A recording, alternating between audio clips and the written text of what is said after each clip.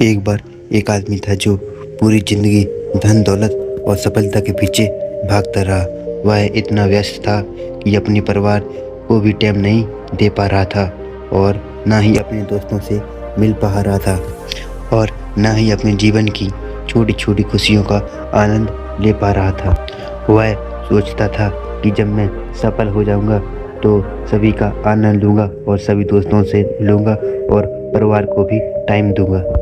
एक बार उसका दोस्त आया जिसने उसे शिक्षा दी, जिससे उसके जीवन में नई जागरूकता पैदा हुई। उसने कहा कि तुम मेरी बात मानोगे तो सफल हो जाओगे, ना ही तुम अकेले अकेले रहोगे और तुम बहुत अच्छी तरीके से जीवन जीने लगोगे। उसके दोस्त ने उसे एक कांच का जार दिया और कहा कि तुम इसमें बड़े बड़े पत्थर डालो। तो उसने बड़े बड़े पत्थर डाल दिए और फिर कहा कि इसमें और छोटे छोटे कंकड़ डालो। तो उसने और छोटे छोटे कंकड़ भी उस जार में डाल दिए। फिर बाद में कहा कि तुम इसमें रेत डालो। तो उसने रेत भी उस जार में डाल दी और रेत आराम से उस जार में समा गई। बाद में उसने कहा कि तुम अब इसमें पानी डालो। तो उसने पानी भी जार में डाल दिया और पानी भी उस जार में समा गया।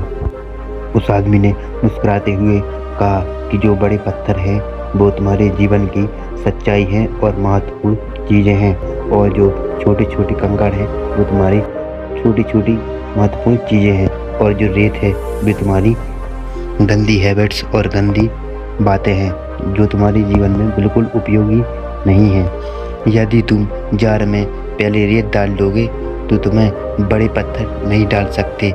यदि तुम पहले बड़े पत्थर डाल दोगे तो तुम रेत और पानी छोटे कंकड़ आसानी से डाल सकते हो।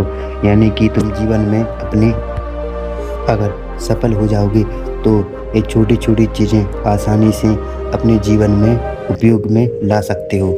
यह कहानी हमें सिखाती है कि हमें हर पल का उपयोग करना चाहिए, ना कि हमें सफलता का इंतज़ार करना चाहिए। अगर हम सफलता का इंतज़ार करेंगे तो हम अपने जीवन के हर पल को धीरे धीरे छूटते जाएंगे।